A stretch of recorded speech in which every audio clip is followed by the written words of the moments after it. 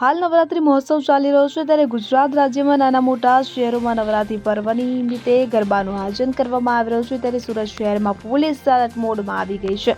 Police દ્વારા વાહન checking કરવામાં આવી રહ્યા છે, સાથે જ બ્લેક ફિલ્મ લગાડેલ વાહનો સામે કડક કાયદેસરની કાર્યવાહી હાથ ધરવામાં આવી હતી। નવરાત્રીના મહાપર્વ દરમિયાન શહેરમાં કાયદો અને વ્યવસ્થા જાળવવા માટે શહેર ટ્રાફિક વિભાગની ટીમ સંપૂર્ણપણે એલર્ટ મોડ પર આવી ગઈ છે।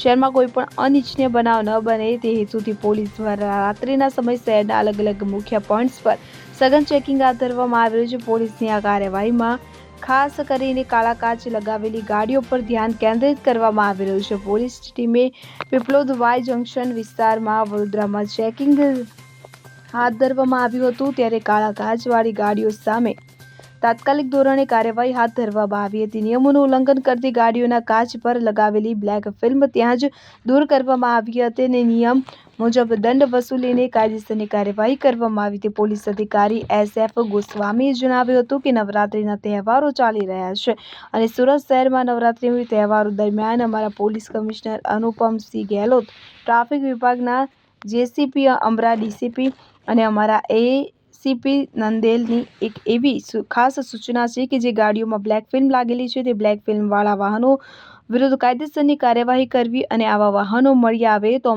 તેમના બ્લેક ફિલ્મ રિમૂવ કરવાની કાર્યવાહી ચાલુ છે। સુનિલ ગાંજાવાલા સાથે CN24 ન્યૂઝ સુરત। હવે જુઓ દેશ દુનિયાની તમામ ખબરો તમારી આંગળીના ટેરવે। ઉઠાવો મોબાઈલ અને Google Play Store પરથી ડાઉનલોડ કરો અમારી CN24 ન્યૂઝ મોબાઈલ એપ।